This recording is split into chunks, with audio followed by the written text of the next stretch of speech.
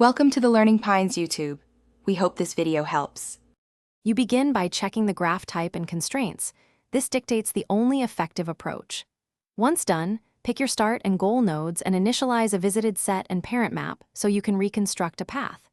Make sure to choose BFS for unweighted shortest paths, DFS if you need any path, or Dijkstra for positive weights. Then push the start node onto your frontier structure. Q for BFS, stack for DFS, priority Q for Dijkstra, and immediately mark it visited to avoid cycles. You now iterate, repeatedly pop the frontier and inspect each neighbor, skipping any already visited. While doing this, update parent pointers so you record the path and, for weighted graphs, update distance labels before enqueuing with the correct priority. Once you discover the target node, terminate the loop early to save work and prepare to backtrack. Make sure to manage complexity by pruning impossible branches and avoiding redundant relaxations. This keeps runtime predictable and prevents exponential blowup in dense graphs. You finish by reconstructing the path.